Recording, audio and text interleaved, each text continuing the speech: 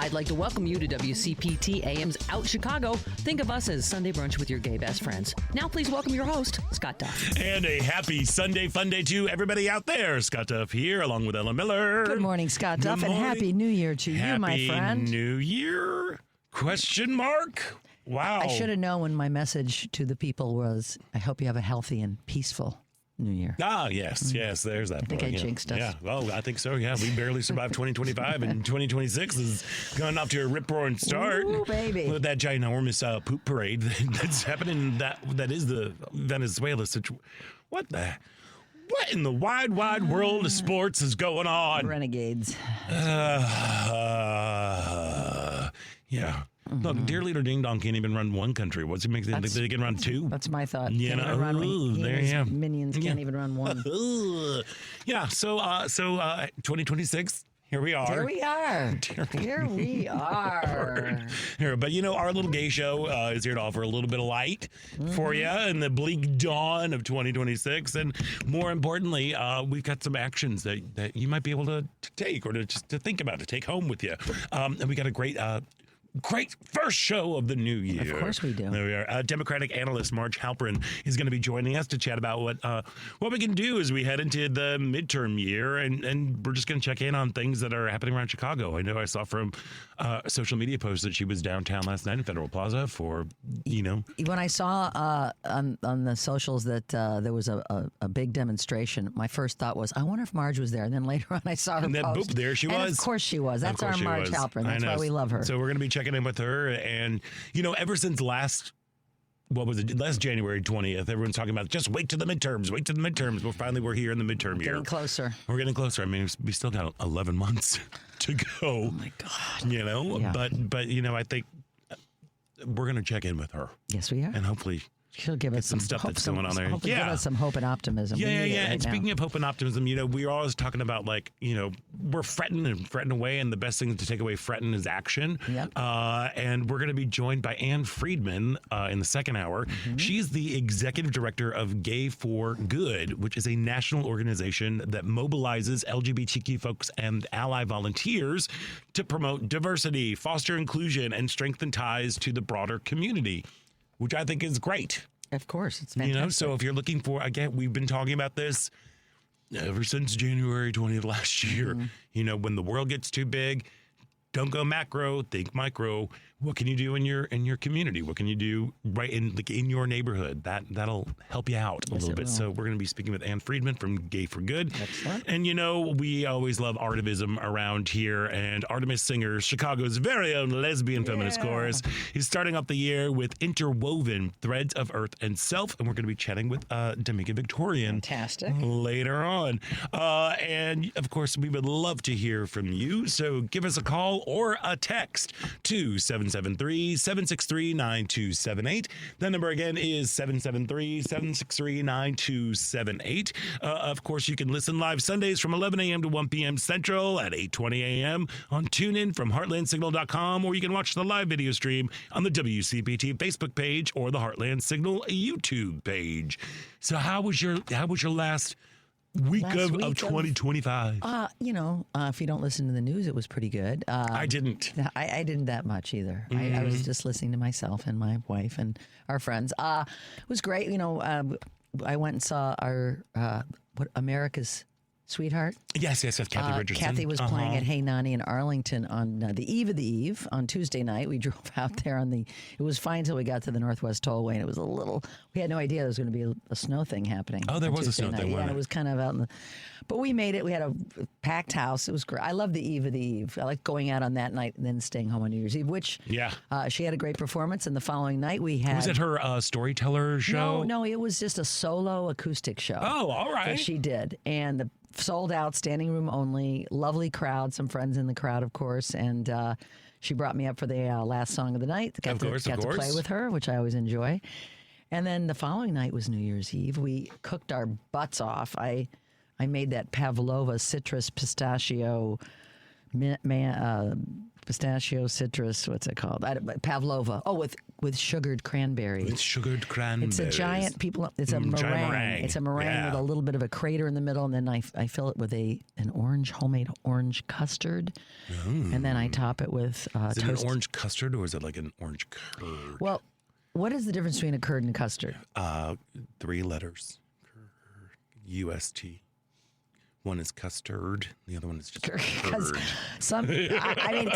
one recipe referred to the same exact recipe as a curd and the other custard. I mean, I had eggs and milk in it. I consider that a custard. All right. And then, some salted pistachios. We candied the fresh cranberries and had pieces of cara orange, which Kathy had to delicately take the pith and rind off of each segment and cut them. So it was just... She supremed them. She supreme... Well, they called... Yeah. That's what it's called. Supremed them. I know that one. I know that cooking term. So we actually finished it last night with some other friends that came over after dinner. Was it a big one? Yeah, like it was a big big. Yeah. It was big. And those things take forever because you got to dry them out. I had... The key is you cook it for about 60, 70 minutes in a low oven, and then you turn the oven off. And you crack it open. You crank the oven open with a wooden spoon. And leave it in another hour, and that meringue, Scott, No, I know. so I love a pavlova. That So- was usually one of my. I usually put mine with like a chantilly cream and balsamic berries on top. Oh, see, there's many ways you I can know do to it. enjoy a pavlova. Many ways you do. So Do you know the name of why it's called a pavlova? Yes, because it's named after a dancer named Anna Pavlova. Mm-hmm. And what kind of dancer was she? Ballet. Mm-hmm. And what does the pavlova look like? What does Her tutu. that part I didn't know? Yeah, it looks mine like- sort of did look like Yeah, a tutu. that's if what you saw that's the what it photo looks of like. That's what they look like. We did. See, we're not just a gay show. We're a cooking show filled with And fun we food have facts. info for you. We do. So we had our friends over, Jenny and Angela, who I love dearly, but I think I'm going to have to get some younger friends because one of them could barely stay awake till midnight. It was hard. Girl, but so Jerry and I ended up spending it, Just kidding, spending Jules. the evening alone. Yeah. Like it was the first time in a really long time that it was just the two of us. And like I had to work we both had to work during the day. He was feeling like we're both, were you just pummeled by the holidays? No. I wasn't. all right, good on you. I'm glad that you weren't because I guess maybe it's my job, I think your having a part job- of that. Our job was very, we didn't have much work going on the last few weeks. Yeah, so. it was just because of Thanksgiving happened so late, and then 2 weeks later we were into Hanukkah, and then it was the whole Christmas thing and my birthday and I just feel kind of you have, if you It's a lot. celebrated all of those things, that is a lot more. I just celebrated and Thanksgiving we were and just kind of Christmas. run down. So we ended up, we were supposed to hook up with another couple. We ended up, that all just kind of fell through. So we sat, I too was using citrus. I made a lovely halloumi and winter citrus salad with some roasted salmon. Roasted salmon? Big roasted salmon. Then I made a chili maple blood orange glaze to put on I love top that. of that. That sounds such And we were just kind of and we spent the whole evening just kind of just talking, listening to music. We had a fire going. Did you have TV on? No, and then we're like, well, let's go watch some Stranger Things. And then we went upstairs and we were like, it was already 11:30 or 11:45. We're like, wait, it's almost midnight. We should do something. Yeah. New Year's Eve-ish. So we switched over. We were looking well, let's try to find some sort of ball drop or whatever. Right. We found this, I think it was NBC, that was playing fireworks from around the world. Oh. So we just kind of stopped and just stared at that for a little bit. Let me tell you, Bangkok knocked it out of the park. Really? That's oh what my we should go gosh. next It was year. just, we're like, it was so amazing. But then we watched the ball drop with here in Chicago with Chance the Rapper. And What did you think of that?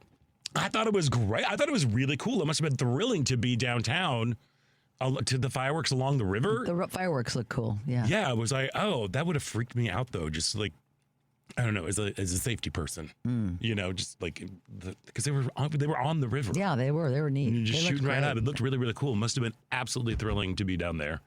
So we watched that, and then just That's what. Yeah, continued we on our turned way. that on too. Yeah. And your friend did you keep poking her? Yeah, we started. We found this Spotify playlist for New Year's Eve that was you would have loved it. It Okay. was music from all eras, and there was a lot of disco and fun dance stuff, and so then we took out all the percussion instruments around 11:30, and we were percussing, jamming along to the songs. Okay. On bongos, Okay. on shakers, on djembe drums, on wood drums. And, she said we should have started that earlier because that really woke me up. So Yeah. here we are, four, adult women sitting around trying to keep awake, playing drums, having your own little drum circle, having our own little lesbian drum circle, and it was fun, I have to say. That's amazing. And then we had Happy New Year, and they stayed about another hour, and I said, "Get out of here, you guys are tired, go home." Right. And then you and Kathy just stayed up and just partied with bongos until the wee hours in the morning. We pretty much went right to bed after that. And then I started cooking the New Year's bread, which is a Greek tradition. Oh yeah, it's the vasilopita. And you put a coin in it. Oh, that's the one with look out for your teeth. Yeah. Well, and I found a recipe last year that I did. I don't know how I found it, but I made a bunch of screenshots of it, and I happened to be going through old photos. I'm like, I must have saved this recipe for a reason. I used that recipe. It was the best of these breads I've ever made. It's a dense bread. It's dense. It's thick. Is it tall or is it like? No, it rises. It rises because you have baking powder in it. But it often the problem with it is does not. My mother, rest her soul, often it was raw in the middle because it just the toothpick doesn't go far enough. But I learned you take a spaghetti stick and you put that in there because it'll go down enough. And I have to say, it was the best bread. New Year's Greek bread I have ever made. Everybody loved it, but we couldn't find the coin because we kept cutting it because it's huge. And then I said, well, here's a piece for my sister. I'll drop one off for her. Here's a piece for my Aunt Virginia. I'll drop one off for her. There's one for the house to make they do in the Greek tradition. They cut for the family. They cut one. Right. And finally, on Saturday, we got a text. We were watching, we'll get to that, Song Sung Blue, and my one brother said, we found it in the piece for the house, which I think means the whole household gets good luck. How great. But it was, I like to keep the Greek traditions alive. Of course, I have to force it down my siblings' throats, but they did enjoy the bread that I made. Yeah, cake. I guess there was some good cooking karma going on New Year's Day because my black-eyed peas were the best. I know that's a tradition. I did that 1 or 2 years, when I was years and years ago. Yeah, but I never did it again. We've been doing it every year ham since hocks. we do. It's black-eyed peas, collards, and cornbread. They have that for every year, and I don't love. What do you do to the collard? Do you put bacon in them or something, or a ham hock? Ham hock in there too. Okay. Yeah. Well, you got to do the little onion. I threw in some jalapeno and charred all that and some garlic, and then you zhuzh it up. Yeah, you kick it up a couple notches. Yeah, I mean, and is that a main course or a side course? Is that what you eat? That's what you eat for your meal. Yeah, yeah. So we do that every year. The peas were awesome. I'd made this. Look at us. We are definitely turning into a cooking show. This is our cooking show, and this is our cooking segment that is happening right Just here. Ride with it, folks. There we are. It's delicious. Plenty of bad stuff to talk about. Yeah. I'd made some a homemade roasted veggie stock because we had friends over. We were just talking about a homemade veggie stock last night. Girl, I will send you the best recipe. Mm-hmm. I need to have it. I will send this recipe to you. It's so good. Actually, I made it. It had been in the freezer since Thanksgiving, since my vegetarian friend bailed on me for Thanksgiving. So we were like, let's do it. Because we, every New Year's Day, we have folks come over and the day is just spent in soft clothes with a fire and we play board games all day. So we had folks arrived at 2:30. We had a vegetarian friend who does not like cooked greens. So I'm like, all right, she ain't going to eat them. So I threw the ham hock in there. We used veggie stock for the peas and everything was so good. Not bad. So good. And Jerry made some really great cornbread. And folks stayed over. Mm-hmm. And then folks stayed over until about 1:30 in the morning playing games. It was so much fun. That sounds great. Yeah. And then we spent the next 2 days just kind of laying low and recharging. I think that is a big thing for me this year. But do you have any New Year's resolutions? I don't know. I don't make any. I don't make New Year's resolutions because they just kind of. I used to make proclamations, as I used to call it. All right, okay. But I didn't even do that. Like what? Like what were your proclamations? I didn't proclaim This is the year anything. of. Yes, I already said earlier in the year. This is my year of travel. Oh, okay. That's my deal. Great. To stay healthy and travel. That's my whole. That sounds focus. Phenomenal. That's it. I love that. So you're you? focusing on travel. I try not to do I'm going to lose weight. I'm going to blah, blah, blah. I try not to do that because you're just setting yourself up for failure. Exactly. So I'm just trying to keep just kind of intentions, just words to kind of focus on and things to move forward through in the new year. And this year I'm focusing on abundance and community. those are the things that I really want to just kind of work on. But, abundance, of course, clearly financially, but that ain't going to happen with what's happening right now. But just in terms of having perspective on what I actually have, what I have in my world, whether it's material, but it is spiritually as well, like the people that I have in my world, and community in particular, because I really think that I understand that we are in a digital age and we are, social media is everything and blah, blah, blah, all that good stuff. But to me, it really does feel like the future is analog in terms of personal relationships, I agree with that, and being in community with people, whether that's in community with, my neighbors or with my friends. I'm looking to help build community and maintain my community and strengthen my community. That's kind of what I'm focusing on this year, because I think we need each other more than ever, and I think we need to be with each other in person more than ever, as opposed to on a screen or a text or whatever. I think I'm all for that. That is kind of where my intention is. And it's a proven fact that socializing is good for your well-being. Just 100%. Being around other people, having friends, it is a positive for you. Yeah. But there's also, and I'm also taking time to recharge. I've been really focusing, like, it's kind of been hitting me the last couple of years, just because I work in such a customer service sort of vibe, and what I do, I feel like I'm inundated with people a lot. You are. And I've talked with a lot of my coworkers, and usually and that's actually one of our regular customers. She is a bus driver for the CTA, and she'll come in and we've got a little friendship going, and I'm like, how are you doing? She's like, I had to spend yesterday alone in my bedroom, alone in my apartment, be a tough job, because I can't.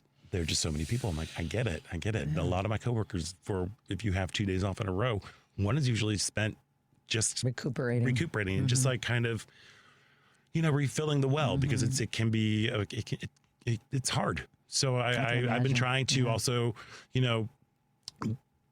I've become really good at saying no to things, just so I can be like, I don't want to do that. I don't have to do that. So I'm just not going to do that.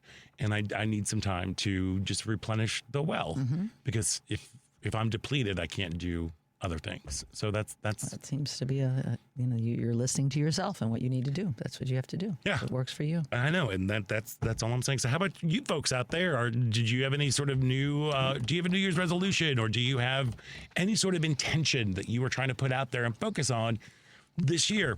We'd love to hear from you. You can give us a call at 773-763-9278. You can also text us if you don't want to chat with us on the phone. Again, that number is 773-763-9278. So the world has gone kooky pants.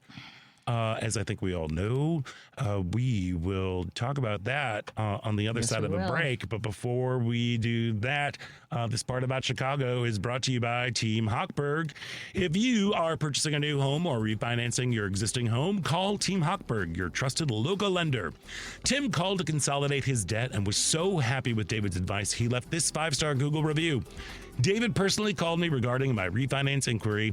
After discussing my situation, David determined I'd be better served securing a HELOC instead of refinancing. David then spent considerable time providing valuable guidance and referred me to KCT Credit Union for a HELOC. David's reputation on radio for genuinely helping others, even when there's no direct benefit to him, is well deserved, and I experienced this firsthand. Thank you, David, for your time and integrity.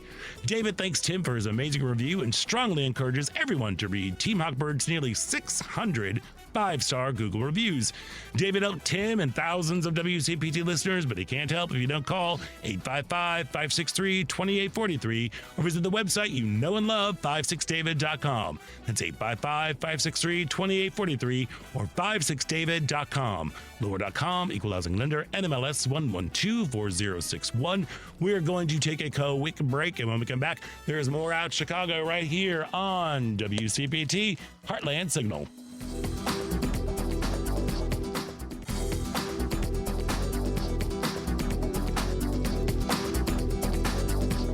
Hey everybody. This is Tanya Richard from Tanya's Take, Race Culture and the Culture of Race, and you are listening to Out Chicago, WCPT. Welcome back to Out Chicago. Scott Duff here, along with Ellen Miller, just rolling along here on the first Sunday. First Sunday of the year. And hey, just a reminder, on Monday on Choose Views, Richard Chu is going to be talking to Mike Nellis, Democratic strategist and host of The Endless Urgency on Substack. And, he got Kat. Kat Abu Ghazal. I can never say her last name. I can't either. Kat. Let's call her Kat. Kat, Democratic. We got to get her on the show too. Anyway, we'll learn how to pronounce her name. She's Democratic candidate for Congress in the 9th District of Illinois. Also this week on Choose Views, Evanston Mayor and candidate for Congress Daniel Biss, North Carolina Democratic Party Chair Anderson Clayton, retired Army Major General Randy Manner, Indiana State Rep Matt Pierce, and Chicago Mayor Brandon Johnson. It sounds like a big week on Choose Views. That's Choose Views weekdays from 6 to 8 a.m. Central on WCPT 820 a.m., the Heartland Signal website, TuneIn, YouTube, and Facebook. So I'm so happy that 2025 is behind us and that 2026 is off to such a smooth, relatively painless start. Yeah, right. Oh, God. Okay, so apparently we're running Venezuela now? Yeah, we're going to run it. If you've been under a rock early Saturday morning, the U.S. captured / kidnapped Venezuelan President Maduro and his wife and took them to New York to charge them as narco terrorists. Great. Okay. So Dear Leader Ding Dong didn't offer up specifics in how exactly the U.S., because it is a little press conference, which I heard. Did you watch? I watched. I did watch the whole hour. Mm-hmm. Yeah, I was listening to it, and boy, apparently we're going to run it. Run Venezuela. Yeah, the people in back of me, we're going to run it. Yeah. Mm-hmm. He didn't offer up any specifics how we're going to be running Venezuela, but he did mention a lot of money, a lot of times that he was going to be making some money for the folks in oil. He mentioned oil apparently 20 times during the speech. Yeah, and how many times did he mention democracy, which is probably why we would take out a dictator. Good question. Yeah, I think that was a lot. Yeah. What's going on there? Yeah, it's so trans. I mean, obviously, Maduro was a horrible person, but there's a lot of horrible people in dictators around the world. I mean, and it's just and he's horrible. Like we said, he's a bad person. He's a bad guy. He's a bad guy. 100%. Like Putin is a bad guy, and like so many others around the world. But what does it say to the rest of the world that it's okay to do this? Because the United States, we're one of the leaders. We're the leader of the free world. Mm-hmm. And what does it say about what Putin can do to Ukraine? Yeah, 100%. This is like, now this is all just like open. It's carte blanche for anybody to do anything that they want, because apparently, the United States, as you said, we were the leader of the free world. I think that standing has been very, very shaky this entire year, based on listening to whatever Ding Dong has been saying. Like, I've stopped 87 wars in 3 months. I've just stopped it.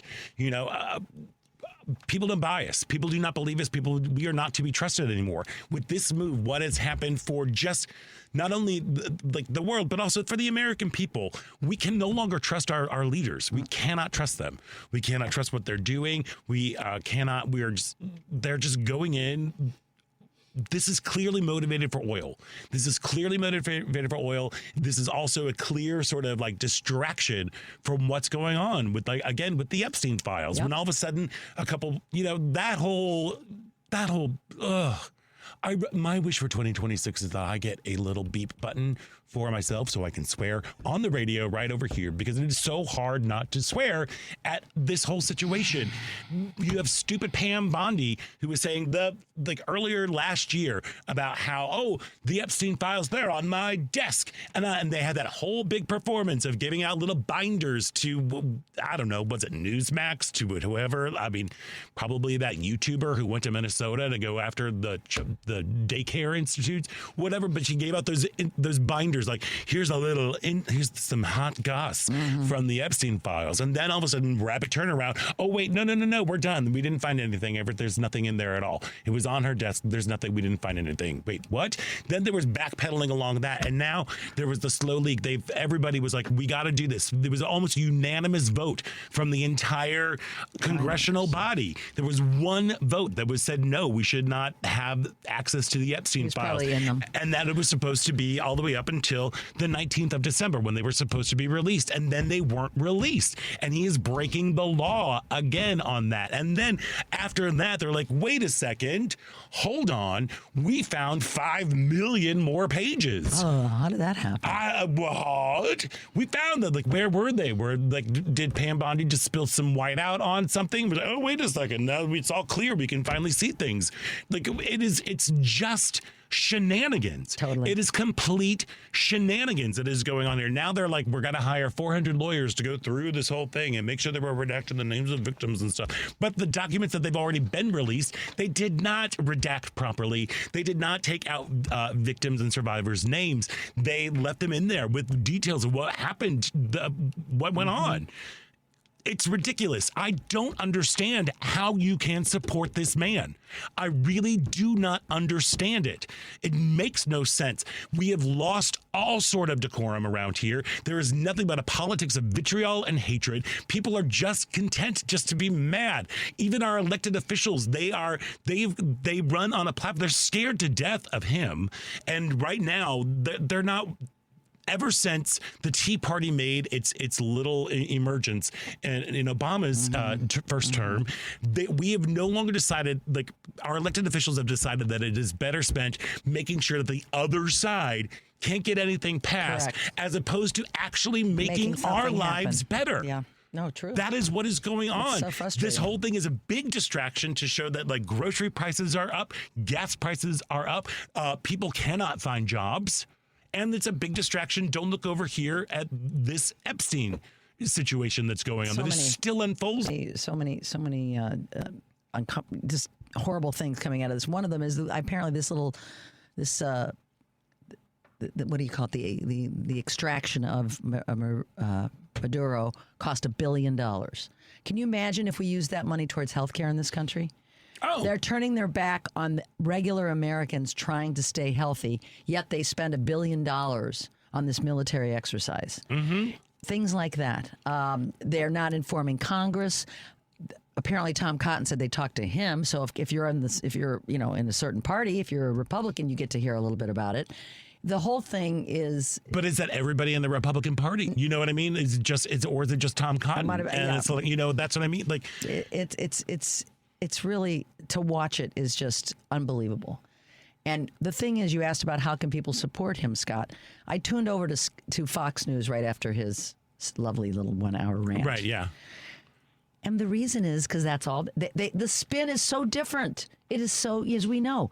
What was their spin? Because I did not tune into that. Their spin was how great this was. This is a president that means business. He doesn't fool around. He's taking care of a bad guy. This is great for America. He's breaking international law. He's committing war crimes. He's doing what he needs to do because he is a strong president, Scott. He's a strong president. Like, that's the thing that I don't get. This is what they're telling people. And, I got into it with, somebody on the socials. Okay, and that's productive. I know. I just had to speak up when they were like, rah, how great this was, that Maduro was captured, and that because of because drugs kill so many people. I go, let's be real about what this is about. Oh, it's about oil. It's about period. oil, and it's about rare minerals. Yeah, that is what the whole thing is. Here's what's going to be happening, I believe, on a global stage from here on out. Right now, there is a race for resources. There is a race for natural resources, and that is what we've been hearing with Ukraine. That is what we were hearing. That's what's happening. And he's fixated on. He wanted us to turn their mineral rights over. That's what I mean. Like that. It's all about resources. Yes. Which does not help my conspiracy-laden brain that there is somewhere we are facing an extinction event and there is a gigantic space ark that is being built so that all the wealthy and privileged people can hop on it, and go, because people are getting antsy. They're choosing to violence. They're choosing war. They're choosing invasions. They're choosing going in to take away people from their power. Now, granted, I guess he's a horrible, horrible, horrible person. Yes. Horrible man. We all agree on that. You know, one thing we all agree on. We all agree on that. But this is still, there's still laws that we have to obey. Yes, there are laws. We've put, as America, we are supposed to honor the laws that have been set forth about the world order, and he doesn't give a damn. Yeah, no, he doesn't. And that whole thing about the Monroe doctrine, the Don Roe. I'm like, he's calling it the Don Roe doctrine. Oh, you are such a turd. He is just a turd. And I want to strangle Hegseth and Rubio. I just want to reach through and go, Rubio especially. Yeah, he should know better. Well, talk about a huge turnaround with that guy. He's a total lapdog sycophant. Just like it's I saw him on the morning news show. Like, I just wanted to where's your butt? Let me. Yeah, this it's president, so good. This president really, he's getting things done. Yeah. Yeah. And remember, America first. This is what they ran on. And that is the whole thing. America first. We're not going to get into foreign wars. No, we're not going to get involved in other people's business. Mm-hmm. We're going to mind our own business. We're about America. Unless we can take their oil. Yeah. Yeah. Unless it helps my cronies who are in the oil business to enrich their profits. Like it is just infuriating. It is just infuriating. And I know the right is quick to like scream around like Trump derangement syndrome. Like they at least say that was real popular during the first administration. Yeah, they still use it. They still use it, but not as much. They still pepper it, in just for flavor, a soupçon of TDS. But I don't understand, MAGA, how you can just be so mad all the time. That's got to not feel good. They're just angry. And I'm not sure at what. I mean, are you mad? I mean, and how is taking the dictator Maduro out, how does that help you directly? How is that going to help you get food on the table? Well, how is that going to help pay for your health care? How is, none of this There's a school of thought that a lot of MAGA are not going to be are not happy with this because of the America First policy, and they don't want to get into these. They accuse us of getting into wars, which we know who really gets into wars. Remember Cheney and Iraq, but I think that the Marjorie Taylor Greene again speaking out yesterday. Not happy about it either. I'm sure she represents a portion of MAGA people that are not happy about this. But we'll see what happens in November. We'll see. But that's November. I know. And that's the thing that's just like hard to deal with thinking about really. I know. A lot can happen. And, he was not opposed to boots on the ground. How else do you run a country if you don't have people there? I don't know. No. It seems that they did a lot of work and effort to go into this mission, but they didn't think about phase 2. And what's going to happen after this. And they also, did you hear what he said about Maria Corina Machado, who was duly elected, the one that won the Nobel Peace Prize? Oh, she's not. She's just not up for it. Because we know how he thinks about women. We know how he thinks about women in power. And that's the thing. She won the Nobel Peace Prize, and he didn't. And that got in his craw, too. And he didn't. Yeah, so she's not up for this. So you claim you're doing this because you care about the people there? Come on. We know what you care about. It is very unsettling. It's very disturbing. It's a horrible way to start out the year. But this is the hand we're dealt. Oh, and and also, even there was that whole dump of the transcripts from Jack Smith on New Year's Eve because when nobody was paying attention. When everybody's like just locked into the news. No one is locked into the news. And so the Republicans released transcripts and video of the closed door testimony with the House Judiciary Committee with Jack Smith, even though Jack Smith had been pushing it to be a public open hearing. Look, here are the big takeaways from this, and I'm sure it's going to surprise nobody. Smith asserted that his office developed proof beyond a reasonable doubt that former President Trump engaged in a criminal scheme to overturn the 2020 election and willfully retained highly classified documents while obstructing efforts to recover them. Yep. He emphasized that the investigation relied heavily on testimony from Republican officials and Trump allies who contradicted Trump's fraud claims.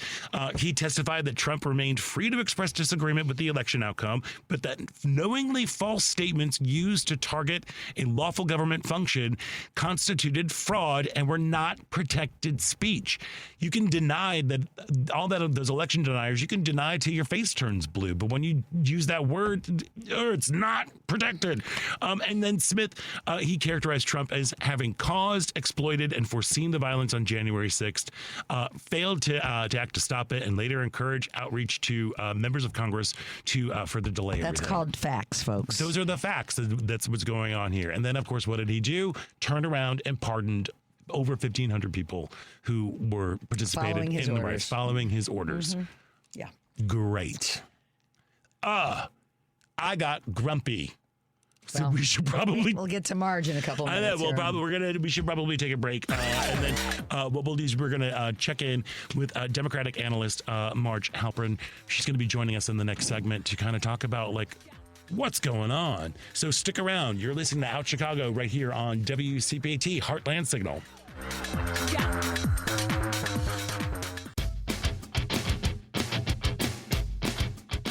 This is William Lindsay Cochran from the group Great Moments in Vinyl. You're listening to Out Chicago on WCPT.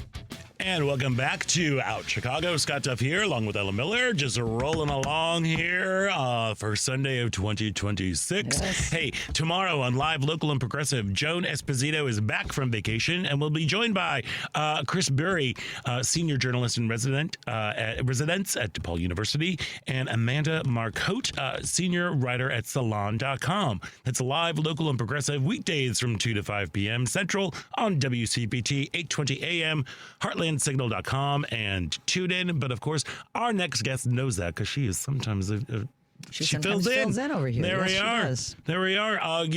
Folks have been, so why don't we just say hello to our good friend, Democratic analyst, and Joan Esposito, supermodel fill-in. There we are. Marj Halperin. Hello.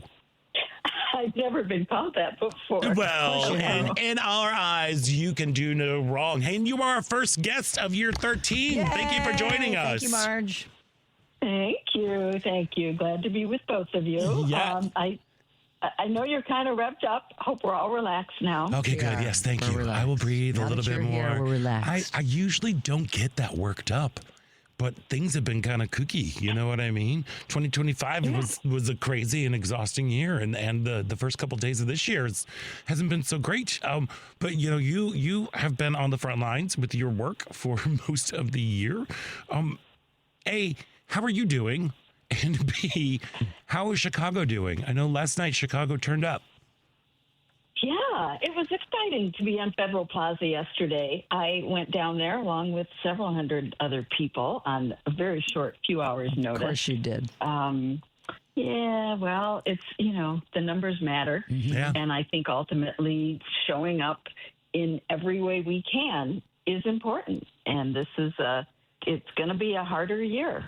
Yeah. It was hard last year, but this year will be worse. He's running out of time, and he knows it. And so he's going to raise the stakes using every tool he's got. He's got a lot of tools. And our job is to take them away from him come the midterms, some of those tools. Yeah. And we have tools also. We are not helpless. And as soon as you feel helpless and hopeless, you're in line to be defeated. So we have to have hope. We have to trust the tools we have, whether it's protesting in the streets, whether it's joining the campaign for 2026, which I hope all your listeners will do, and we can talk in more detail about how to do that, or contacting your Congress people, which should be done today and every day until there are hearings and there's accountability in Congress for this kidnapping. You were careful, Ellen, to call it a capture. I could hear the hesitance. Well, it's slash kidnapping. I don't. It's hard to say what hard to say that you are overstating it. Yeah. But one of my guideposts this year, and for a lot of people, has been the incredible Heather Cox Richardson. And she wrote, "This is the year we stop being shocked. This is the year we get serious. This is the year we show up like we mean it. No more waiting for someone else to fix it. Let's use 2026 like everything depends on it, because it does. That sounds exactly like what you were just saying there. I'm wondering, you talk about Congress, calling your people. What is it you'd like to see them do tomorrow? I mean, what is it they can do about this tomorrow that would be a hopeful, helpful remedy for this situation that we're in? There are bills or resolutions, I guess, in both houses to call for a vote on a War Powers Act to officially vote on whether Trump has the power to go into war, to commit actions of war against Venezuela, which is what he's doing. They're calling it a law enforcement action. They're calling it a lot of other things. Right. What did Congressman Lee of Utah called it? A kinetic action? Whatever the heck that means. Okay. Yeah. Great. They're trying not to call it war. But there's a reason why they called the Department of Defense the Department of War. That's what they intend.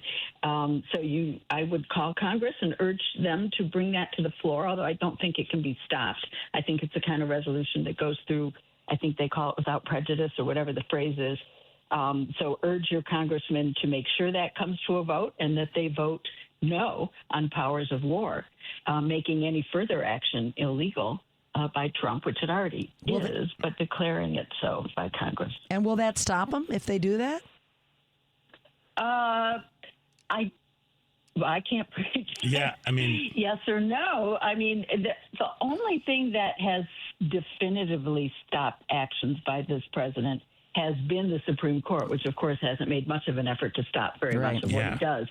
But they have yet to fully defy the Supreme Court. I think we'll find out over the spring whether they defy the current order against sending the National Guard to Chicago for ICE, which includes a very fulsome paragraph from Kavanaugh backtracking his earlier green light on racial profiling. He's very clear now. He's like, oh, look, the Fourth Amendment says you can't do that, even though I said you could. So don't. So we'll see whether they do. That'll be a major test of whether they follow the Supreme Court. Yeah, sure. Well, wait, but regarding that, so Kavanaugh backtracked his statement there, but that doesn't change the ruling, right? Or did it? It did, because his earlier statement was only that. It was a statement on a shadow docket. It was not a ruling by the court. Oh, okay. It was this shadow docket procedure where they can just issue a temporary ruling barring or pending full court review of the case. So he's backtracked on that. It was only his statement before, and now it's his statement saying, never mind, I was wrong. Okay. All right. Well, TikTok, thank you. It took long enough. So in your opinion, with all the, what are some of the biggest issues that folks should kind of be keeping their eyes open as we head into this year? Well, I think we do need to continue to monitor the deportation efforts and stand up to protect our neighbors. Just as a side snarky comment, I guess. Go. Isn't it interesting how much effort they've put into getting Venezuelans out of our country and deporting them, and then trumpeting how much they're doing for the good people of Venezuela by taking Maduro out. It has nothing to do with the Venezuelan people. And I realize I'm not directly answering your question, but I do want to make this clear. Yeah, I thought of the same exact thing, Marge. You know, we know where their intentions lie, and it's not with the people. Yeah, and now he said it's the oil. However, oil industry analysts are the oil companies have been quiet so far. It's only been 24 hours, but the industry analysts say and have been saying for weeks that American oil companies are not excited to go back into Venezuela. No. The oil isn't as good a quality. It's very expensive to process. The country is unstable, and nothing that Trump has done so far is stabilizing the country.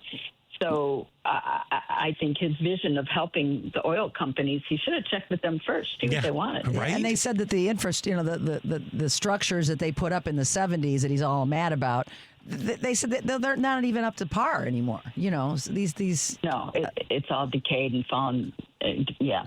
Right. Yeah. I mean, and, you know, as I said earlier, they put a lot of work and planning and effort into this initial operation, but they didn't really think about what happens next. Shoot first, ask questions later. Yeah, that's it. Where they're at. But just to switch topics up a little bit and hopefully something a little bit more optimistic, you know, ever since January 20th of 2025, everyone's like, just wait till the midterms. We got the midterms. We are finally in a midterm year. How can we help mobilize folks in terms of like getting out to vote, showing up for candidates? Like how can we do that? Yes. I and my Indivisible colleague, Mike Lenahan, have begun what we call canvassing school at Indivisible Chicago. You can sign up now for training for knocking doors, and we are focused, as we have been for the last 8 years, more in Michigan and Wisconsin, those swing states, but there will be work to do in Illinois, as we have several of our Democratic-held congressional seats are open this year. So there are primaries. If you have a congressional primary in your community, pay attention, because these are crowded fields. I think there's 19 candidates running for Jan Schakowsky's seat and about the same number in my district for Danny Davis's seat. And what happens, look only to the last couple mayoral races to understand that since we don't have ranked choice voting, which I feel is critical, we don't have that. So when you have a crowded field like that, you end up with a runoff of two candidates who got barely a quarter of the vote each. Yeah. And then you have a runoff between two undesirable or mediocre candidates. So if you have a congressional race that is crowded field in your district, pay attention now. Help mobilize behind the candidates you think are best, so we don't have another, say, Vallis Johnson choice. Yeah. So what is this Canvas School? What does that entail? We have in-person trainings that are happening all over the city. You can go to indivisiblechicago.com and find the opportunities. And we are offering a 2-hour training that is basically designed for people who say, I can't canvass, I'm too uncomfortable, I don't want to knock on people's doors, it's scary, it feels like an intrusion, this isn't something those people who are nervous about it. We will put those concerns to rest. We'll make you confident. We'll give you a step-by-step outline of what happens when you sign up to canvass and what it's like and how satisfying it is to talk directly to voters and understand. But by the time the election results come, you're not shocked. Right. You have talked to voters. You understand their concerns. You don't learn that on social media. Is it going a Zoom? Back and forth. Is it by Zoom or in person? Before we have to let you go. Right. They're in person. Okay. They're in person, and they're all over the city, and they're usually at a place where you can order a beverage to help you relax. So nothing wrong with that. Not at all. I love it. And we're starting now. We're starting training now, and we'll be out as Wisconsin has primaries in April, and we'll be there, and we'll be in Michigan, and we get results. There is nothing more effective in a campaign than knocking doors and Marj, talking you're to one of our voters. favorite foot soldiers. So thank you. Well, and thank you for saying exactly, what I am too am preaching. And the future is analog. You learn more face to face than you do by looking at a screen. And if you feel helpless, and if you want to know, if you want to get out information, if you want to see information, it's to go out and to be active within your community. And I can't think of a better way than canvassing for a candidate who is going to office. Marj Halperin, you were here to calm us down. Thank you, Marj. And you did. I feel rosy and aglow. And if you are thinking about doing something this year, go to indivisiblechicago.com so that we can start maybe thinking about what we're doing with the midterms that are coming up, because that's going to be very important. Something we can do. Marj Halperin, you are a blessing to this city, and you are balm to my shaky nerves. Thank you. Thank you for the work you do, and thank you for joining us today. Thanks so much for having me. Happy the New Year. solution is to get out and do something. That's right. Do something. Feel better about it. All righty. We have got to take a quick break, and when we come back, it is the second hour about Chicago right here on WCPT. I'd like to welcome you to WCPT AM's Out Chicago. Think of us as Sunday brunch with your gay best friends. Now please welcome your host, Scott Duff. And welcome back to the second hour of Out Chicago. Scott Duff here, along with Ellen Miller. Yes, indeed. Rolling along Happy New Year. on our Happy New Year show. What? Yeah. Look, I broke my rule of just complaining. I don't like doing that. I just always like to have an action. Yes. Like if we're going to complain about something, there needs to be an action that goes along with it. So, the way to take action, do something, as Marj Halperin said. Yes. Do something. And we've got some things that we can do with the second hour. So a little bit later on, we're going to be joined. I love that we have a lesbian feminist chorus in Chicago. I do too. It's like, and it's so specific. But yes, the Artemis Singers, it's a Chicago's lesbian feminist chorus. They're kicking off the new year with a concert coming up called Interwoven Threads of Earth and Self. We're going to be speaking with Damika Victorian a little bit later on. But right now, my heart is full, because I found this organization that I don't know how. This is our 13th year on the radio, and I don't know how it has taken me so long to encounter Gay for Good. It is a national organization that mobilizes LGBTQ plus folks and ally volunteers to promote diversity, foster inclusion, and strengthen ties to the broader community. This is so up our alley. It is. Better late than never. I know. And joining us now is Executive Director for Gay for Good, Ann Friedman. Ann, welcome to the show. Thank you so much for having me. Oh, my gosh. And Happy New Year to you. And to you as well. Thank you. How's it going so far? Easy peasy, right? It's only a couple days in, but excited for what 2026 has in store. And we're actually just still celebrating all the amazing things we were able to accomplish in 2025. Oh, come on now. That's what I like. That is that optimism. That is that good attitude. Can you tell our listeners a little bit about the history of Gay for Good? Absolutely. So Gay for Good was founded in California in 2008 after the loss of marriage equality. And three friends came together looking for a way to really help neighbors get to know LGBTQ folks, hoping that by spending time together, volunteering, working together through the common cause of service might bring folks together to get to know each other, break down stereotypes, misconceptions, and really just came up with this idea of using volunteerism as a vehicle to bring people together.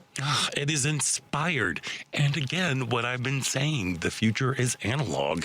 You get stuff done and you create empathy and create ties and connections when you're face to face with people. I love it. Absolutely. That's something that was very key and core to this. We know there's a lot of really amazing organizations who are out there fighting for our rights, doing great work with advocacy and in the political space. And this was really an opportunity to be boots on the ground, face to face, working alongside our neighbors, not only helping them get to know us, but helping us get to know them as well. Yeah. So when did you get involved with Gay for Good? So I personally got involved in 2010 when the organization was about a year and a half old. All right. Ground floor. Yes, I started as a volunteer. I became what we call a chapter leader, who are the leaders who organize the volunteer projects in all of the cities. We're in 23 today. And shortly after my time as a chapter leader, I joined the board of directors, and I was actually hired 7 years ago as the very first employee with Gay for Good as their first ever employee serving in the role as executive director. That was 7 years ago. We were in 10 cities, about to launch 11 and 12, and we just launched 23 chapters. So it's been a very exciting 7 years. Yeah. So for folks who are listening out there, who are, again, I feel like I'm repeating myself this show, but I'm going to keep saying it over again. When the world gets too much, when the world gets too big, go micro and start looking within your community at how you can help and how you can help make a change within your community. What kind of volunteer opportunities, would you say? I know each chapter is different because it changes from city to city based on each community needs, but what types of volunteer opportunities do you have? Sure. I can tell you a little bit about some of the projects we've worked with historically and some of our newer partners. We work with the food bank. We work with Cradles to Crayons, Chicago Farm Works. We do help with run walks and charity events. One of our new partners, which we're really excited about, is the Birthday Party Project. It's a nonprofit that helps children who are experiencing homelessness or housing insecurity to have a birthday party on their birthday. And what we really love about doing this work in Chicago is that the Birthday Party Project, similar to us, has chapters all across the country. And so we've been able to activate our volunteers in multiple cities helping the same cause, which is really special. That's great. And that's fantastic. Yeah. Yeah. You also are involved, you mentioned FarmWorks, so sustainability and environmental protections is something that is also part of your mission. Absolutely. Our founders were very keen on supporting the environment and our planet and care very deeply about it. And so that's always been core to our mission, to really think about even the vendors we use. We do probably about 15 to 20% of the nonprofits that we support are in service to environmental causes. And as a matter of fact, we are going to be announcing later this month our very first ever nationwide day of service, or I should say weekend of service, which is going to be called Pride for the Planet. And we're going to be activating all across the country, doing environmental projects and advocating around how LGBTQ folks and allies can do work to help our environment. I guess that cause is as important as ever now that we have an administration that is dismantling all the climate change policies that had been in effect with under Democratic presidents. It's heartbreaking, but sounds like locally you are maintaining the cause and out there trying to make it work and make it happen. Absolutely, absolutely.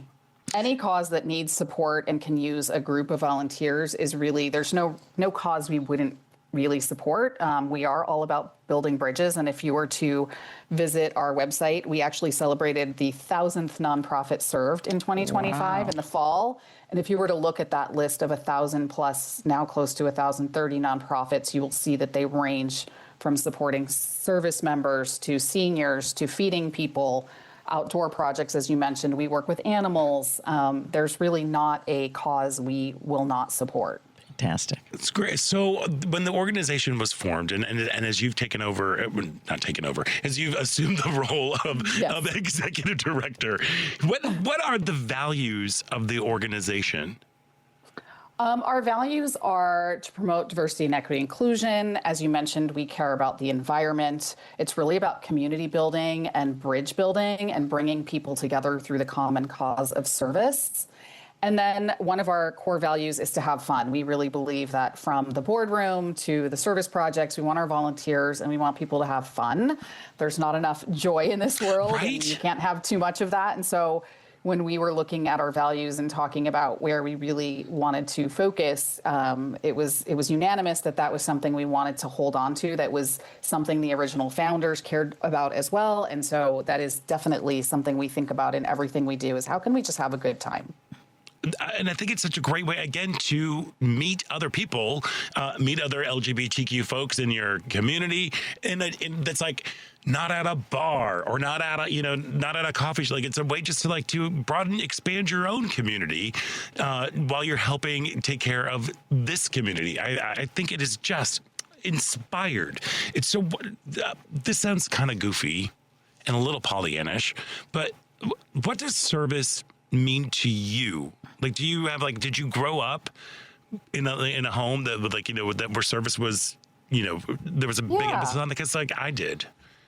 I did. I grew up in a home where it was definitely modeled to me to help other people and to give back, whether that was, donating a couple cents of your allowance or attending a charity function with one of my family members, or just rolling up our sleeves when I was in the Scouts or in other clubs in high school. Service has always just been something that was really important to me. But I think, when it comes to Gay for Good, I found this community when I had come out later in life and I had been volunteering, and the idea that I could get together and volunteer with like-minded folks and in the service of a broader mission of really helping to change the narrative about who the LGBTQ plus community was. It was just this perfect melding of my identity with something that I already intrinsically love to do. Oh, perfect. Yeah. I mean, because again, that whole notion of bridging gaps, it seems so, I don't know, it seems so forgive me for being like, it seems so retro, in terms of, we're here in a very big urban environment in Chicago. We are very, very fortunate that we live in a city where LGBTQ folks are protected by the city, by the law. But there are still folks who, like, I don't know a gay person, or I don't know a trans person, or I don't know what, and there's still this weird stigma. And there is something about like, well, nope, we're just here to help, pass out water at this fun run, or we're here, whatever it is, we're here to help the community. There's something about just like showing your true heart that can help create empathy, and empathy creates change. Absolutely. 100%. And I was just going to say, and what we really find is that for our volunteers, it's wonderful that we're serving the community, but at its core, Gay for Good is really for our volunteers. It's a place, as you mentioned, for them to connect, for them to make friends, for them to meet people. And despite living in great communities like Chicago or San Francisco or West Hollywood and being very inclusive, that doesn't mean that there aren't lots of folks who aren't being supported by their families, or are not out at work, or maybe they're sober and they're looking for a way to connect with people in a space that's free and doing something really meaningful. And so it provides this place for community building that's really, really special. I'm looking at some of the markets that you're in with the 2021, 22 chapters. I see most of them look like blue cities, shall we say, for the most part. Is there a commitment to try to get to some of these other areas that are more red, shall we say, and have maybe a... Yeah, absolutely. If you look at some of our more recent chapters, we did launch a chapter in Arkansas roughly 2 years ago. I saw Arkansas. We just launched our Charlotte Metro chapter just 2 months ago. So we are looking to expand into cities where there isn't as much opportunity, as well as the big cities. Sure. Wherever we have leaders who are ready to raise their hand and organize projects, we want to welcome them. Because I bring it up because, it's all about visibility. It's all about, people that are in communities, in small towns, in states, southern states where, inclusivity is not high on the list down there. It's so important when people can get to know trans people, gay people. It's the only thing I think that's going to change their mind and get them to feel more like a empathetic human rather than somebody that's kind of excluded and kind of away from diversity. And because it's the best way is like, it's always about people getting to know people and realizing, wow, they're just like me. They're just they make different choices. So good. I'm glad that there is a concerted effort. And I did notice Arkansas and Charlotte in there. And just I'm happy to hear that you're trying to get into those markets, because I think that's where real work can be done for sure. Absolutely. Absolutely. Yeah. So I thank you for being so specific to Chicago with our conversation so far. But also, folks listen to us all across the country, not just in Chicago. So say somebody is listening, in Memphis, Tennessee, or somewhere in Texas, and they're like, this sounds like a really interesting organization. How can they get involved? And if there isn't a chapter that's in their neck of the woods, how can they maybe begin the process of starting a chapter? Good question. Sure. So the first way to get involved is obviously being in a city, one of the 23 plus that we're located in. That's the easy button, and going to our website and getting on our mailing list. If you're not in one of those cities, though, you can just email us at hello@gayforgood.org, spelled out GAYFORGOOD.org, and ask. And we will start a conversation about what that looks like. Of course, there's lots of factors that go into building a chapter and making sure that we have the right team in place. Right. And financially, there's a cost to starting up new cities. So there's many things that go into it. It's not just make a phone call and boom, we're started. Right. But that is how each chapter has formed. And as a matter of fact, many have formed out of people moving from one city to another. And so we'll have experienced leaders who leave and find themselves relocating and say, how can I start this in my community? And that's been one of the ways that we've expanded over the years as well. So I know you said that you've already served over 1,000 different nonprofits. About how many volunteers do you have worked with Gay for Good? In any given year, we have about 5,000 to 6,000 currently that come out. And of those 5,000 to 6,000, many of them are volunteering more than one time. So we're filling a lot of volunteer slots across the country. This year, we had about 135 chapter leaders throughout 2025 who organized over 600 events. Wow. So it was quite a lot. And of those 600 events, there was about 300 different nonprofits that were served by our volunteers in 2025. Oh my God. Good for Gay, good for you. I know. And Ann Friedman, this is just giving me so many goosebumps and all the good feels because, again, this year has gotten off to a very interesting start, and if we're looking to give back to the community, I said at the beginning, my intention this year is all about community, strengthening, creating, broadening. If you're looking for those sorts of opportunities, there's nothing better than gayforgood.org is for where you to go. I know we do have a chapter here in Chicago. There are, as you said, 23 chapters 23 chapters across the country. So if you want to find out more information, go to gayforgood.org. And when is there going to be this environmental focus? Is that just That's going to be in April, the weekend of April 18th and 19th. Around Earth Day. That makes total sense. It will be. Yeah, it's Earth Month. It's also National Volunteer Month. So the two come together very beautifully. Yes. And it's actually a theme that we put a couple of themes in front of our chapter leaders and let them vote this year on what we were going to do. And so we're really excited to see that come together and engage folks all over. And there will be opportunities for our National Earth Month project for folks who are outside of one of our chapter cities to be able to get involved virtually, or as I would call it, more independently. Mm-hmm. So we will be offering a menu of ways that folks can support all across the country.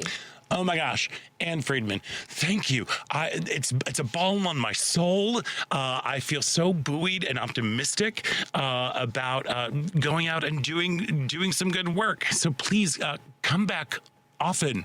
If you have wonderful news that we can help. Let's do this again. Please. Ann Friedman, Executive Director for Gay for Good. If you want to find out more information about the organization, the nonprofits that they work with, if there's a chapter near you, go to gayforgood.org, spelled out GAYFORGOOD.org.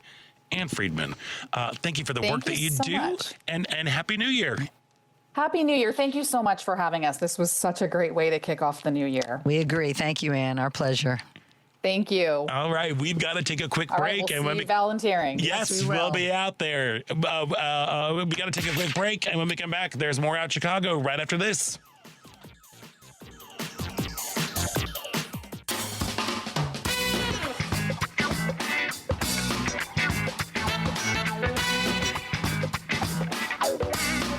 We're comedy duo Pink Pony. Welcome to Out Chicago on WCPT. And welcome back to Out Chicago. Scott Duff here, along with Ellen Miller, feeling good and rosy. Stuff to do. We're working on the optimism part. We are working on the optimism part, and that's what we're doing. Hey, other people are working on the optimism part, too. Monday on Driving It Home, Patty Vasquez will be joined in studio by Warren Hawk-Price and Peter Sarelas of Source Solar. Tuesday on the show, Patty's guests are Devin Remiker, chair of the Democratic Party of Wisconsin, and Cook County Commissioner Kevin Morrison, Democratic candidate for the 8th Congressional District of Illinois. That's on Driving It Home with Patty Vasquez, weekdays from 5 to 7 p.m. Central on WCPT 820 a.m., the Heartland Signal website, TuneIn, YouTube, and Facebook. You know what? Activism takes many forms, and one of our favorite forms on this show is artivism. That's activism through art. And Artemis Singers is Chicago's very own lesbian feminist chorus, and they are kicking off the year with interwoven threads of earth and self. And joining us now from Artemis Singers is Damika Victorian. Damika, welcome to the show. Hi, thank you for having me. I'm really excited to be here. Oh my gosh, we're so happy that you're here joining us. Can you remind folks about the mission of Artemis? Yeah, absolutely. So the mission of Artemis Singers is really to use song and use community to bring the world together. And that's me saying it like from my brain and being in the chorus for the past almost 6 years. Wow. But on our website, artemissingers.org, you can also find everything that we are about. But essentially, we sing in solidarity with all LGBTQ plus people and allies, and we're comprised of singers from very diverse backgrounds, and we're just dedicated to performing music written or arranged by women. And we work to affect positive change in cultural attitudes towards women and women artists and just increase visibility of those people. So, yeah. So you've been a member for 6 years. Tell us what goes into curating a concert for Artemis Singers. Yeah, so the first thing to do is to have a theme for that concert. And what's really, really wonderful about Artemis Singers is that anyone can do anything. There's no hierarchy, there's no seniority, you know, as far as if somebody, I've been in the chorus for 6 years, but this is actually my second time organizing a concert. The first time I think I was in the chorus for only 1 year. Oh, okay. So it really comes with first having a theme and a vision, and you kind of present that vision to the chorus. We talk about it and decide whether or not it's a vision that everyone kind of gels with. And then from there, we select music, which I feel like is our most interesting thing for music selection. We don't just have one artistic director. We have, as far as the music is concerned, we have multiple directors that are part of the chorus who are singers as well. And for music selection, everyone can kind of put into this really great Excel spreadsheet what songs they would like for us to sing.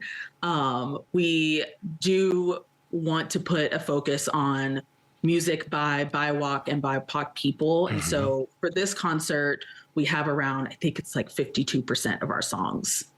So that's something we're really excited about. But then essentially we have this really fun listening party to all the songs.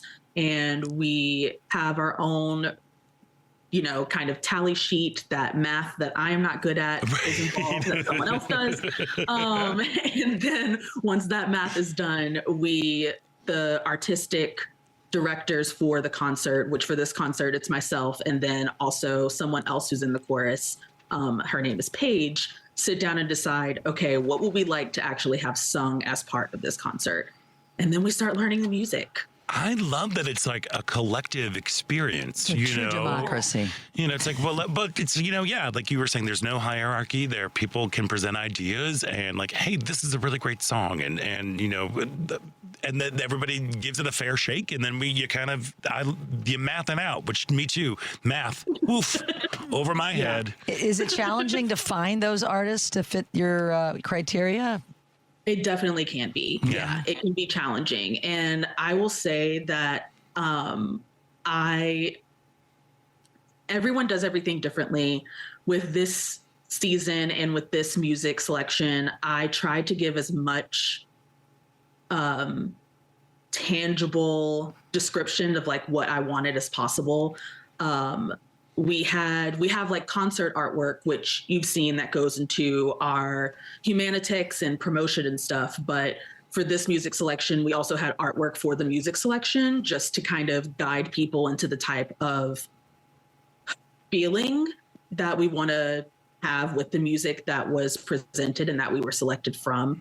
And yeah, I definitely gave the chorus the challenge of like, this is about intersectionality. This is about interwoven and interconnectedness. I want us to have, you know, BIPOC and BIWOC writers or composers to the front, however possible. And the chorus took that challenge and ran with it. It was amazing. And I'm so proud of the work that we've done through song and also just within our chorus to make sure that we're highlighting that. Yeah.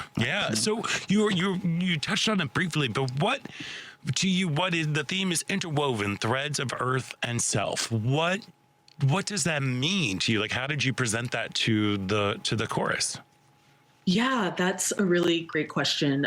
So whenever I presented it, I think it was in March of last year. All at right. This point. It was a while ago. It takes some time. It makes sense. Yeah. It takes some time, but also I was thinking about this community that I'm a part of and how healing it is to really be in a room singing with other people. And I wanted to be able to give back to our community that sees us every season. And I wanted all of us to give our audience ourselves for them to lean on too. Things are really hard right now. There are a lot of really awful things happening, and I needed a bright spot, and I wanted to give a bright spot as well.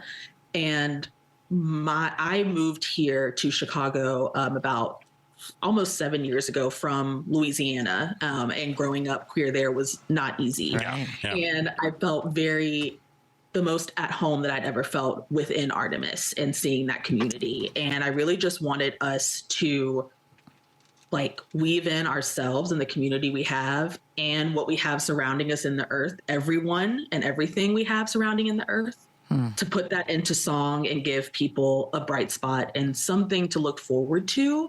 And tangible hope is what I was going for. Beautiful. Great goal. Stop. I'm snapping. I'm clutching pearls. I'm doing all the things. I know. No, it's great. I mean, it's a wonderful reminder, especially in January, that there is earth, there is green earth that will grow, and that we have responsibility to it, and we have a responsibility, and we get so much from it. Like I thank you. Love that. So what are some of the songs on the program? I know Artemis usually in past concerts, there's usually been kind of like a world premiere or like an original piece that's in there. What is on tap for Interwoven Threads of Earth and Self, which is going to be happening on January 17th in Bronzeville at Vandercook College of Music? Yeah, I would say the most interesting thing about this concert is that all but one song that we're singing is completely new to the chorus in general. Oh, great. Artemis has been around for so long. It's been more than 45 years.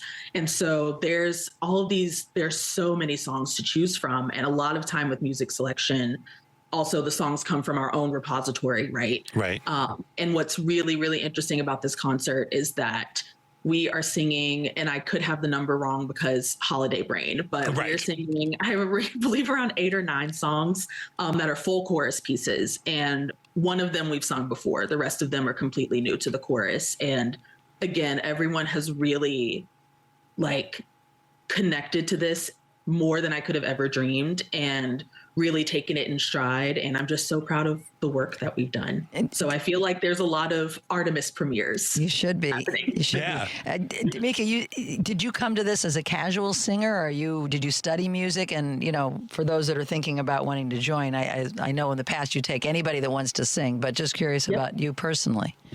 Yeah, of course. So like you said, for general membership, it's open to adult women, non-binary, and trans singers, regardless of musical background. For myself, I grew up singing. I grew up singing just in school choruses from the time I was in 4th grade until I graduated in high school.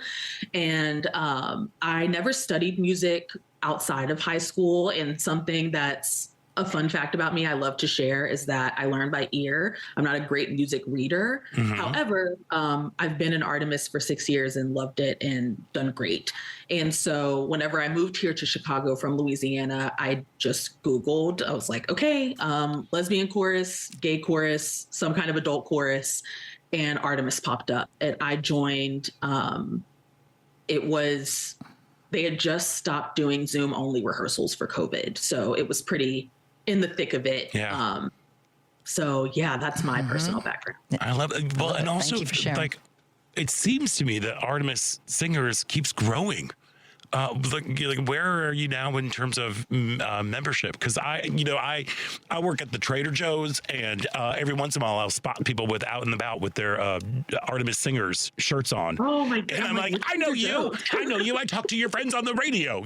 So exactly. Yeah. So about how many members are there? And it seems like this has really meant it's been a very big part of your life here in Chicago. It has, yeah. I would say that all of the community that I have and most of the chosen family, close friends that I have are people that I've met through Artemis and people that I through Artemis and within Artemis. Right now, we're at 60 members. Holy smokes. Holy smokes is right. Yeah. When I joined, it was me and 2 other people who joined at the same time. And I think that maybe we were around 20 something. And then the past few years, it's just kept growing. Which is amazing. Shows there's a need for it. Wonderful. Mm-hmm. Well, yeah, and you know, a need for presenting the art, you know, from the community to take the shows in, like Interwoven Threads of Earth and Self that's coming up on January 17th. But there's also a need for the members of the chorus, you know, to, as I was saying, to find community, to find a purpose, and to do your artivism, as I like to say. Yeah, I love that. It's so true. And I feel like it's important for our audience too, because as long as our chorus continues to grow, our audience grows as well. Yeah. And that's what's been the coolest thing to see as someone who was in the chorus, you know, whenever there were 20 something of us and now there's 60 of us. And also hearing from other people who've been in the chorus far longer than me, who've been in the chorus for decades. Yes. And hearing, you know, their perspective about what it's like now and how many singers there are, and seeing, I mean, our last winter concert, we had, I think, more than 300 people show up. It was like standing room tickets at some point. Nice. So it's really wild to see, but in a really cool way. It's gratifying. Yeah. Again, we changed the world through art. Art has truth. It does. Yes. Still seek meaning in there. The only places to find it. I know. I love it so much. Well, hey, if you are interested, Artemis Singers, Chicago's lesbian feminist chorus, will present Interwoven Threads of Earth and Self. It's a concert at 7 o'clock on Saturday, January 17th in Bronzeville at Vandercook College of Music in the Great Hall. The concert will be ASL interpreted, and the building is wheelchair accessible. There's also free parking. Real close. Yeah, so if you want to find out more information about the concert, buy tickets, or if you also just want to find out, hey, you know what? 2026 is the year of community. So I need to kind of create some more community. Let's go to artemissingers.org if you want to be a part of this ever-growing group of artists. So Damika, Victorian, thank you so much for joining us today. As one, I'm married to a Southerner. Did you have your black-eyed peas, greens, and cornbread?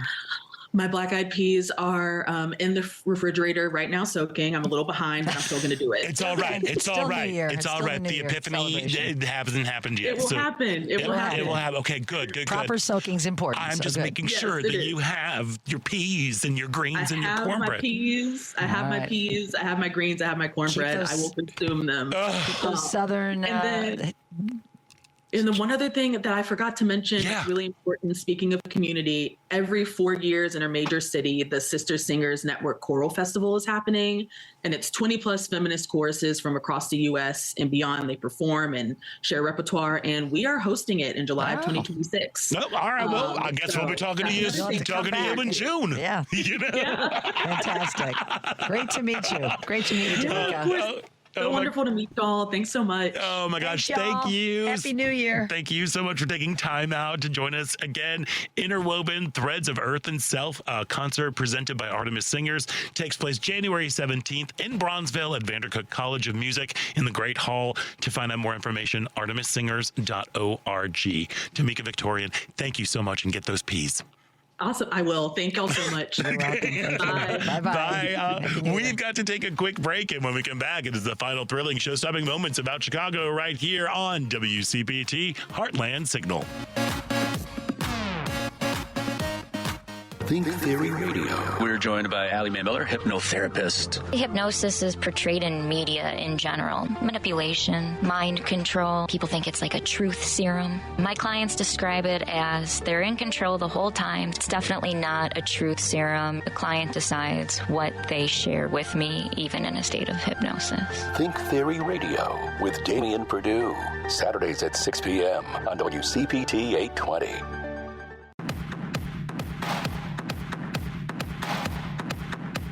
Hey, this is Mark Patton, and I'm from Scream Queen, My Nightmare on Elm Street, and you're listening to Out Chicago. And welcome back to Out Chicago. Scott Duff here and Ella Miller rolling along. Hey, just a reminder, we are available on in delicious podcast form. Yes, we are. And in two different types. You can get like a main course or an appetizer.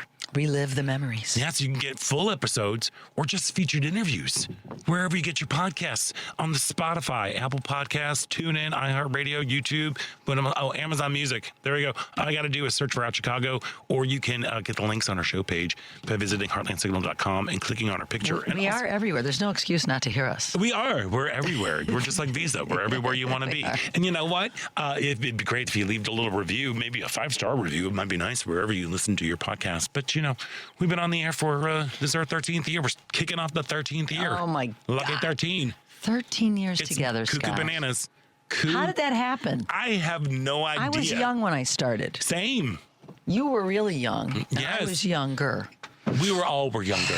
We're all still young at heart. Yes, we are young at heart. We are very young at heart. My parents were young at heart, and I think that really helped their longevity. You really do. Oh, heck yeah. Again, and it's out running about and doing stuff. Being around people. Being a lifelong learner, being curious, being interested. That was my father, lifelong learner and volunteer up until into his 90s. See? Volunteerism. Here's one thing that was one thing, one of my time in Memphis. When I used to live in Memphis, Tennessee, if you are new to the show, I was a high school teacher there at a small independent school, and they confirmed what I already knew, but part of their mission was about being a lifelong learner. And one of the wonderful things that they would do during Martin Luther King Day, like that weekend, the Friday before Martin Luther King, you would have a half day, and then the second half of regular classes. And then the second half of the day, every teacher prepared a special lesson. or activity or something that was about civil rights.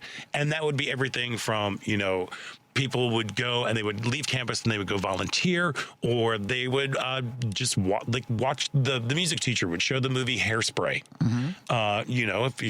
Which we all think like, Hairspray, really? What? And be like, well, it's about racial integration and about that, And in my heart of hearts, I've always wanted, in the spirit of Martin Luther King, that day, I really wish that would be a national day of service. I think that is a way to honor. Great idea. Honor, his work, honor the struggle that is still going on for many people, that we all just go and give back, Obama's, I remember, used to do some service on that day. Yeah. Current administration, I don't recall them ever I don't think they don't even know what service is. But it's a great idea. It would be wonderful. That man doesn't even know what groceries are. No. So. It's a great word. It's an old-fashioned word. It's an old-fashioned word, groceries. But speaking of that, hey, we talked about it earlier with Marj Halperin. There's canvassing training that is happening. If you go to indivisibleschicago.org, you can find out a way. Look, we're already here at WCPT. We are posting all of our candidate interviews at heartlandsignal.com/candidates. So if you are looking, as Marj pointed out, there is a very crowded race that is happening in Illinois in particular. So if you want to find out more about them, here's some interviews. We've got interviews from a ton of different candidates. We've got Holly Kim, who's running for Illinois Comptroller, Wisconsin gubernatorial hopeful Francesca Hong, an Illinois House candidate, Demi Palachek. You can just find the candidate interviews tab at the top of our website, heartlandsignal.com. But I just think it's important to be engaged. Absolutely. Right now. And also time to take time to refill the well.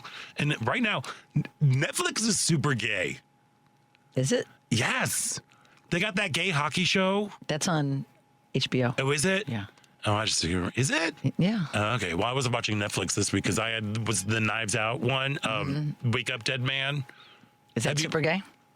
I mean, it's got gay. I have never seen the Knives Out. I know. You haven't? No. Ellen Miller, do you like good old-fashioned whodunits? And I do. You do? Oh, my gosh. Elle. And people love that franchise, I know. I got to put it on the list, It is so great. I'm telling you, Daniel Craig.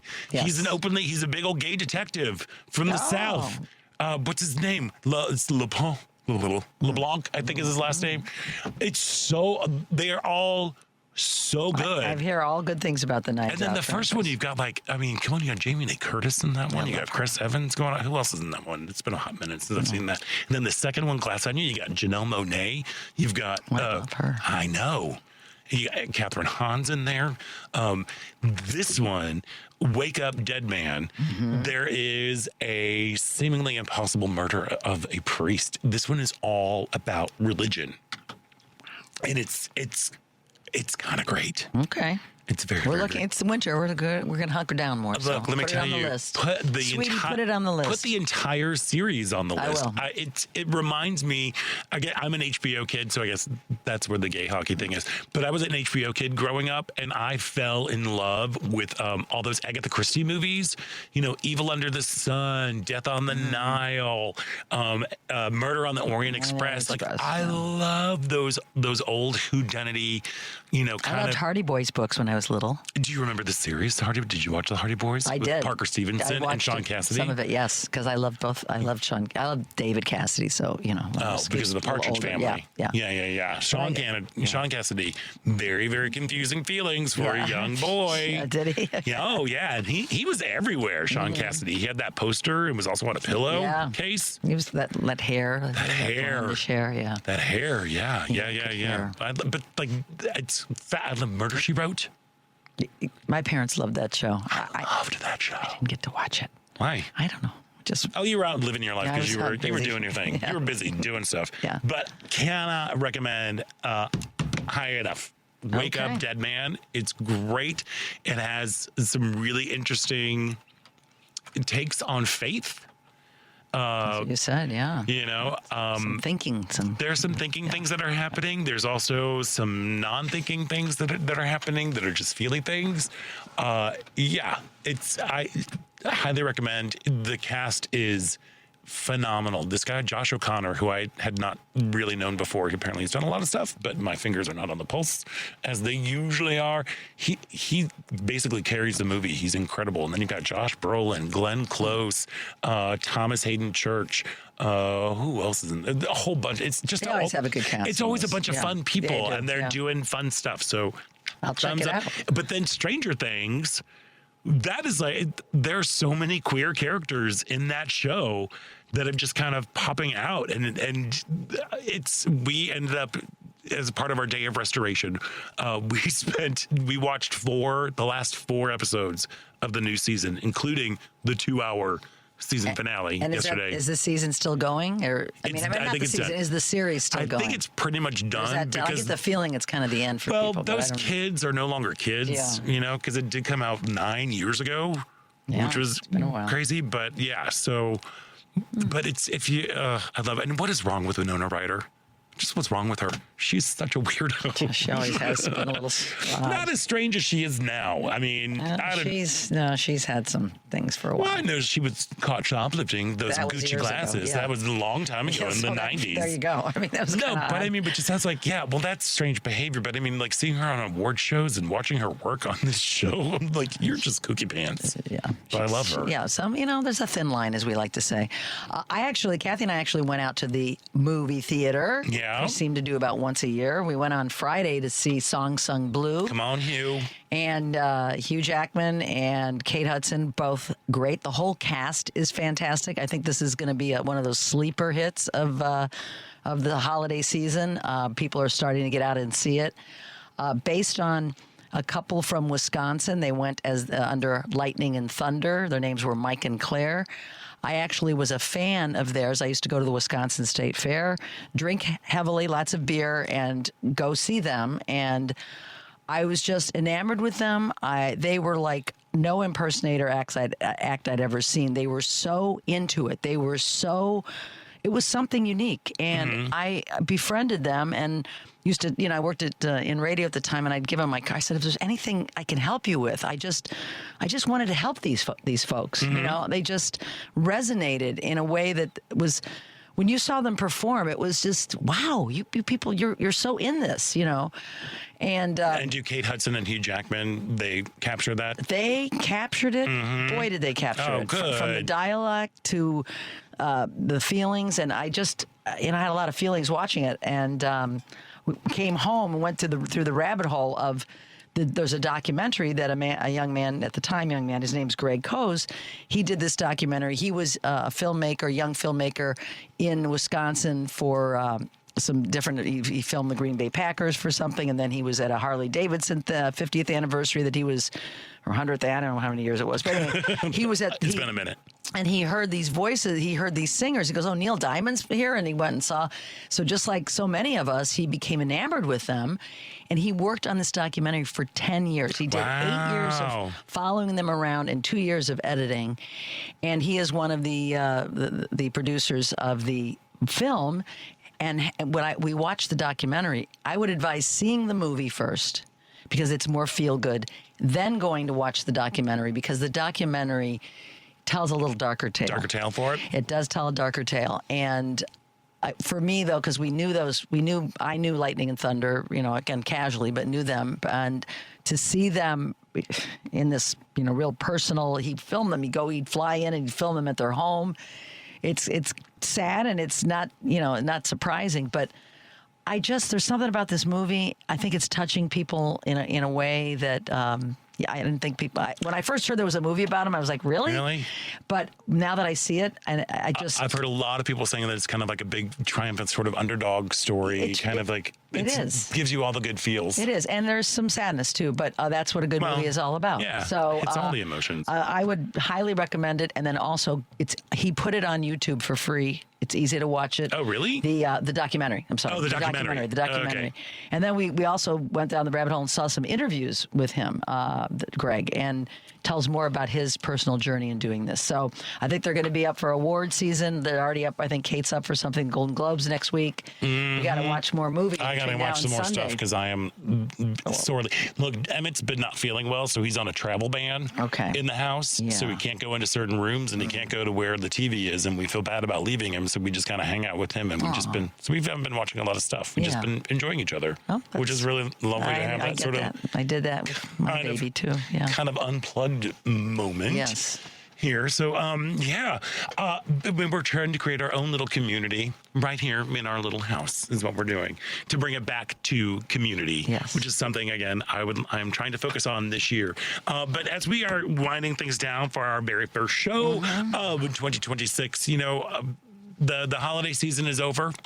It's going on. The Epiphany. We don't. The Epiphany is on Tuesday, so we're almost done. Almost done. We're almost done with the holiday season. There's a lot of things.